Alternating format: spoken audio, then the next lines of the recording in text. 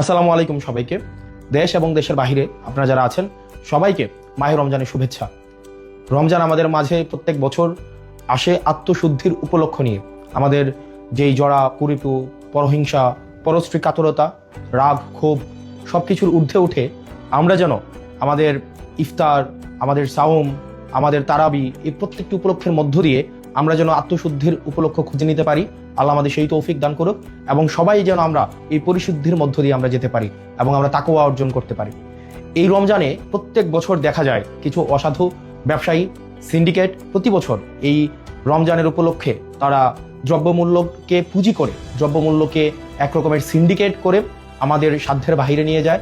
আমাদের জনগণের যেই সাধ্যমূল্যের বাহিরে এই আমাদের নিত্য প্রয়োজনীয় যে বিষয়গুলো রয়েছে, ছোলা, মুড়ি, তেল এবং নিত্য প্রয়োজনীয় যে বিষয়গুলো রয়েছে, তেল, গ্যাস, এই প্রত্যেকটি বিষয়কে দেখা যায় সিন্ডিকেট করে সাধারণ জনগণের সাধ্যের বাহিরে নিয়ে যায়।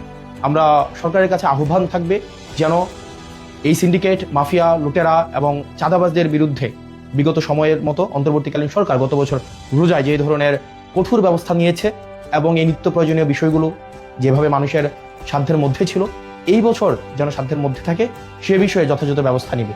একই সাথে এই রমজানে আমাদের দেখা যায় প্রত্যেক বছর বিদ্যুতের যে ঘাটতিটা ঘটে সেটা আমরা গত বছর দেখতে পাইনি। আমরা প্রত্যাশা থাকবে প্রত্যেকটা মুসলিম যেন এই রমজানে তার ইবাদত ভালোভাবে করতে পারে, নির্বিঘ্নে করতে পারে। এই জন্য নিরবিচ্ছিন্ন বিদ্যুৎ সরবরাহ যেন ধর্মীয় প্রতিষ্ঠানগুলো এবং বাড়িতে নিরবিচ্ছিন্ন বিদ্যুতের যেন ব্যবস্থাটি সুনিশ্চিত হয় সে বিষয়ে যথাযথ ব্যবস্থা নেবে।